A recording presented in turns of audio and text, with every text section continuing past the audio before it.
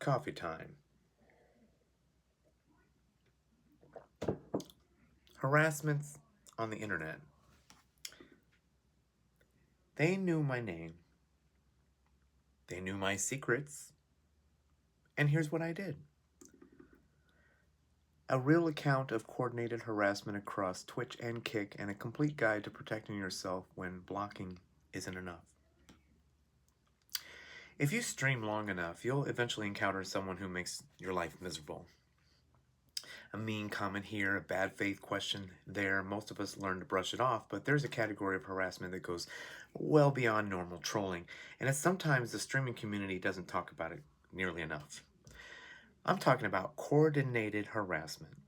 When someone shows up armed with information they shouldn't have, uses your real name when you never shared it publicly, and follows you from platform to platform with fresh accounts every time you block them, that's not a troll. That's a targeted campaign. And it happened to me. And when you involve another person, they call that a conspiracy.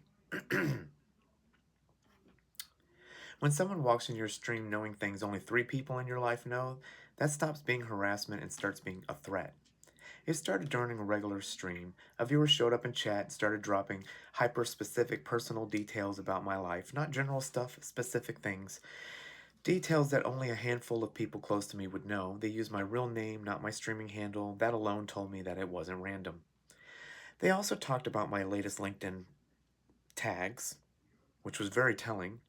And yeah, there's a couple people, and with that information that they think they knew, I can limit what those couple people are. So I block them. And they come back in a second on a second account, a third account, fourth account, fifth account. When you're unemployed and you live with your mama and you got nothing else to do, I guess that's what they do, right? Blocked again, third account, blocked again, fifth account, blocked again. By the time I blocked 5 separate accounts, I realized this wasn't someone venting frustration, this was organized. Then they moved on to a second platform and did it again, over and over and over. On top of that, they made a false claim about my security camera, suggesting it was pointed somewhere that it wasn't. And what I can only read is an attempt to intimidate me into, well, it's down now, but the camera faced my front yard and it wasn't pointed anywhere inappropriate, but the fact that they brought it up told me that they knew where I lived. The situation eventually resolved itself, not through the platform doing anything meaningful, but because the people involved had their own problems to catch up with them. The house connected to the harassment was eventually foreclosed and marked uninhabitable by the state. Sometimes you just have to outlast them.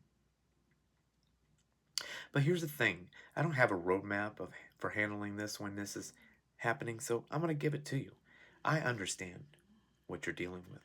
Not all bad behavior in a stream chat is the same thing, and treating it all the same will burn you out fast.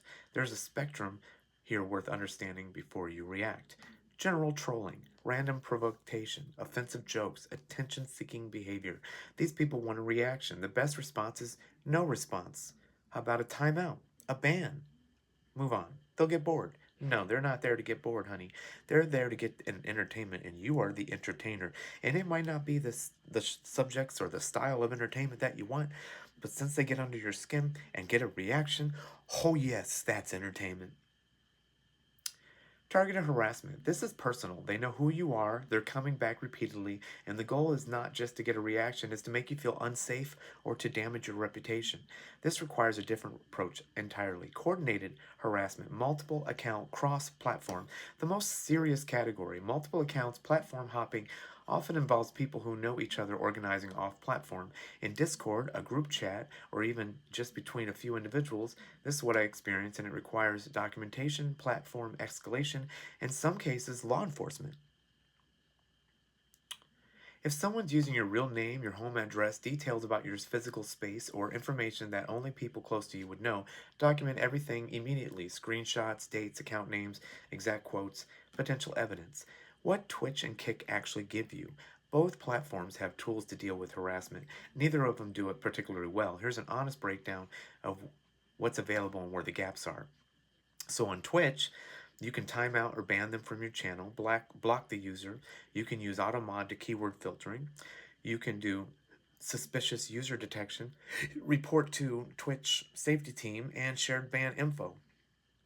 What I do, I block, I report, and then I make a few adjustments to my channel. So sometimes people are like, oh, I see you online. I'm going to go ahead and I'm going to harass you today. Well, if they're a new follower, you can set their don't talk or they can't talk until they're a follower for a certain amount of time. So you can set it for 2 hours and they will wait 2 hours for that ticker to go off. Or you can set it to 2 months.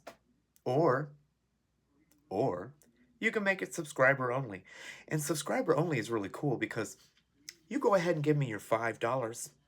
You say something inappropriate, I'm still going to block you. Thank you for the $5. Kick. Timeout and ban from channel. Block user. Clip and report system. Moderation team contact. Channel level word filtering. Kick is newer and its trust and safety infrastructure is slightly less mature than Twitch. Enforcement is slower and less consistent. Platform accountability. Both Twitch and Kick have fundamental structural problems. Account creation is free and easy. A banned user can be back in under 2 minutes with a new email. Until platforms require phone verification and implementation meaningful IP-based detection, ban evasion will remain trivial. This is a choice for both platforms are making, and it's one that consistently prioritizes growth metrics over creator safety.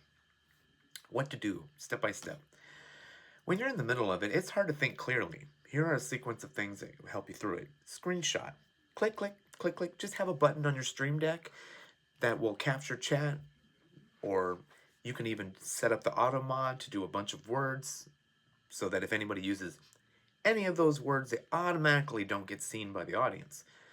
Do not engage. Reading their messages out loud. Oh, this is the other thing. Always read messages to yourself before you read them out loud because ignorant, immature people will try to get you to say things to get you banned.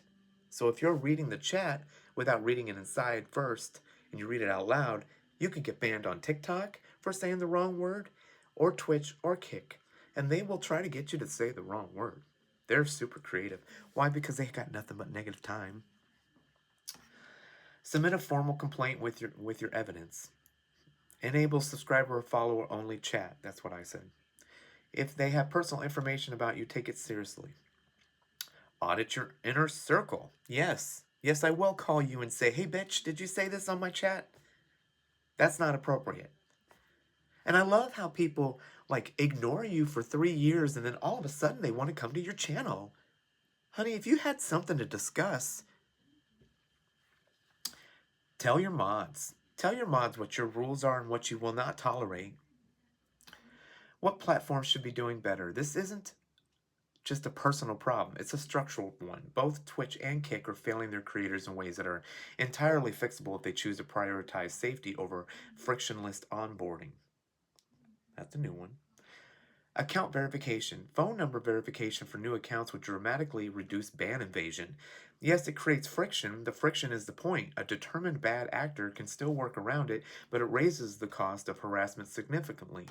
Cross-platform coordination. Twitch and Kick are competitors, but creators shouldn't have to fight for their harassment battles twice.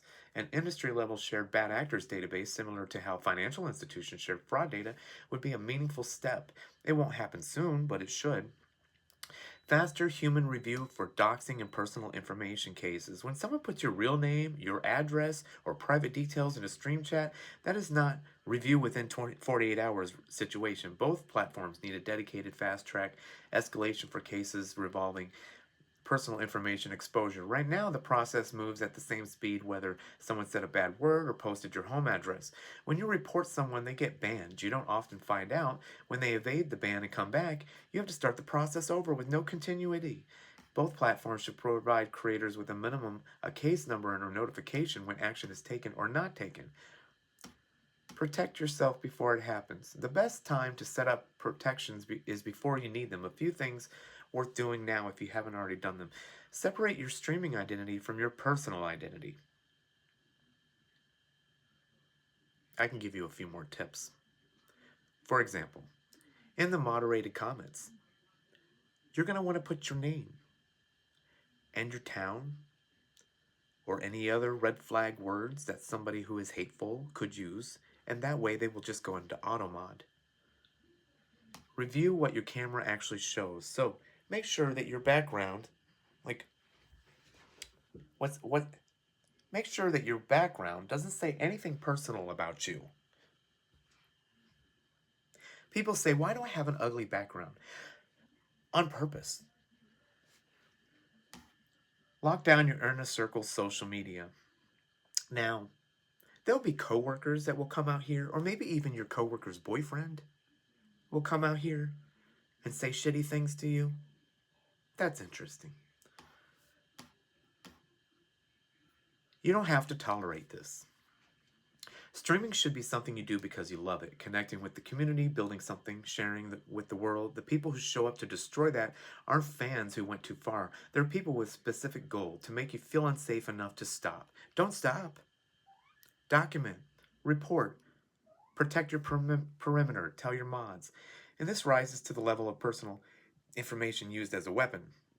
Get law enforcement involved. Create a paper trail. The platforms won't always have your back the way they should. Your community will build it, protect it, and keep it going. And if you dealt with something familiar and want to share your experiences or have a question, you go ahead and find me on stream or drop a comment below. Protect yourself on the internet. Don't let people ruin your day. Blockity, block, block, block.